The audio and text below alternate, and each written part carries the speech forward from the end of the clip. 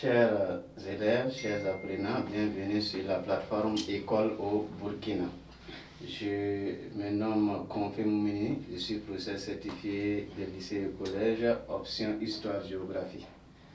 Et la fois dernière, on a fait une leçon concernant le premier palier de notre programme en histoire, dont le premier chapitre était la Seconde Guerre mondiale et ses conséquences.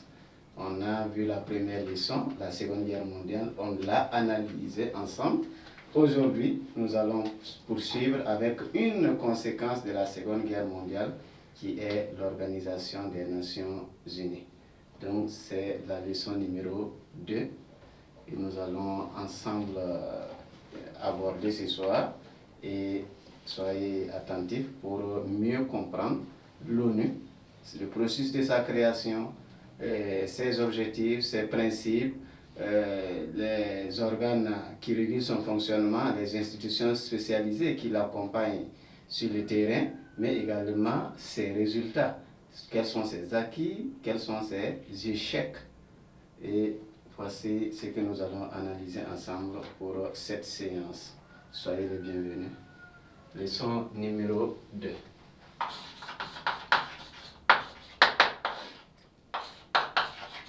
L'Organisation des Nations Unies.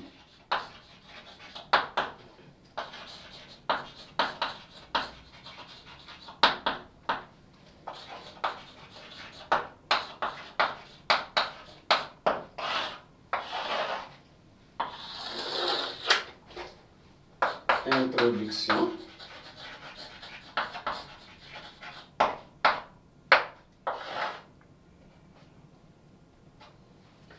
En guise d'introduction, nous pouvons retenir que l'Organisation des Nations Unies a vu le jour en 1945 et à la suite de ce que le monde a connu, la Seconde Guerre mondiale.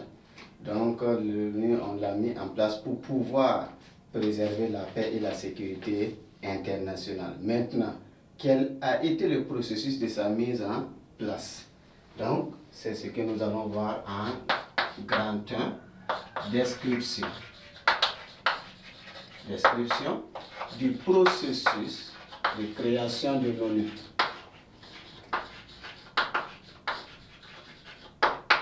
Processus de création de l'ONU.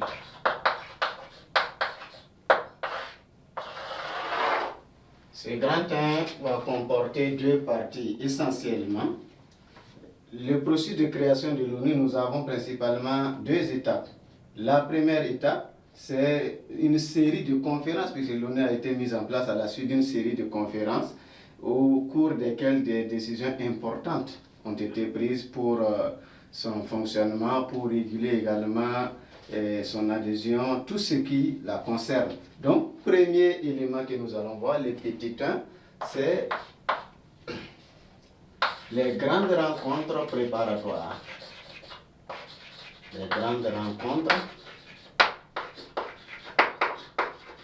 préparatoires. Ici, il faut se dire que l'ONU a été mise en place à la suite de grandes rencontres. On ne peut pas toutes les citer, mais on peut élaborer ou même citer quelques-unes qui sont les plus essentielles et qui ont permis la mise en place de l'organisation à partir de 1945. D'abord, il faut reconnaître qu'à partir de 1941, il y a eu la conférence de l'Atlantique qui a réuni le président américain qui était Roosevelt à l'époque et le premier ministre anglais Winston. Et ces deux ont adopté la charte de l'Atlantique qui prévoit la mise en place d'une organisation internationale en remplacement de la SDN qui a failli à sa mission puisqu'elle n'a pas pu empêcher le déclenchement de la Seconde Guerre mondiale. Donc elle a échoué dans sa mission et il fallait penser à mettre en place une autre organisation pour la remplacer afin qu'on puisse préserver la paix et la sécurité internationale. Donc ces deux ont adopté ce qu'on appelle la charte de l'Atlantique à partir d'août 1941. Donc charte de l'Atlantique.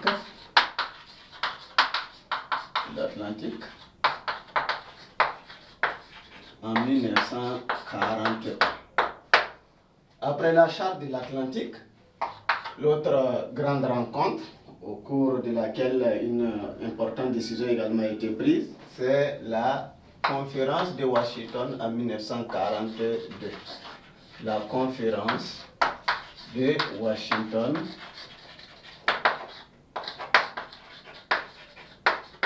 en 1942.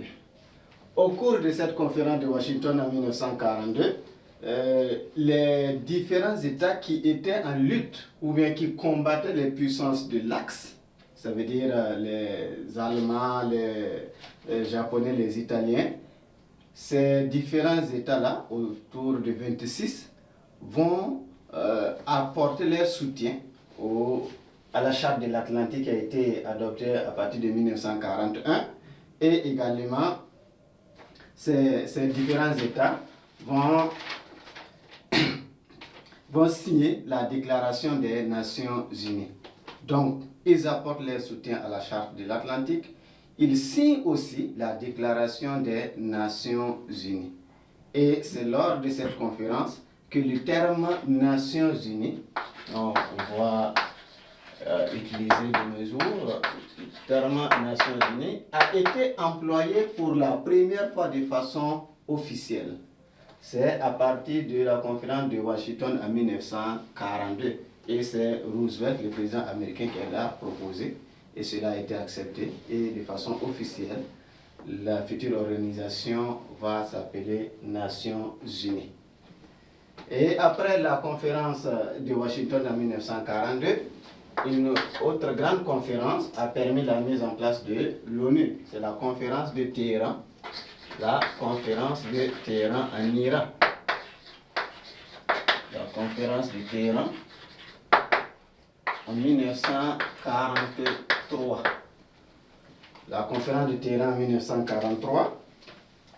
Et lors de cette conférence qui a regroupé les trois grands, on peut dire les trois grands, il s'agit du président américain Roosevelt, il s'agit du premier ministre anglais Winston, et également du président soviétique Joseph Staline.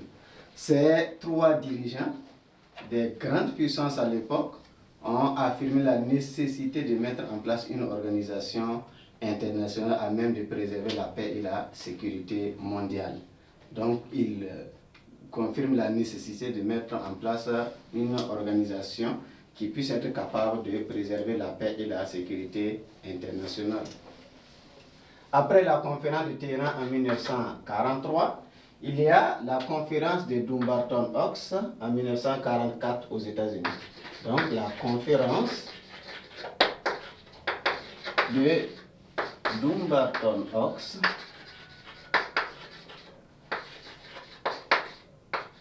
en 1944. La conférence de Dumbarton en 1944. Et cette conférence consacre un peu la rédaction des textes fondateurs de l'ONU. Lors de cette conférence, des experts américains, britanniques, chinois et soviétiques vont se mettre à la tâche pour rédiger les textes fondateurs de l'Organisation des Nations Unies. Et c'est lors de cette conférence qu'ils vont faire une ébauche de la charte.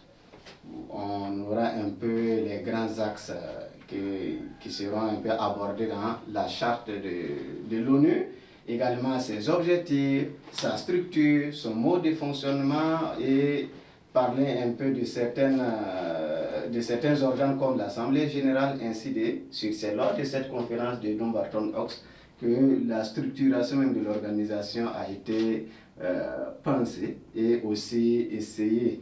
Ils ont essayé de mettre en place certains éléments déjà qui vont guider le fonctionnement de la future organisation, on va appeler l'Organisation des Nations Unies.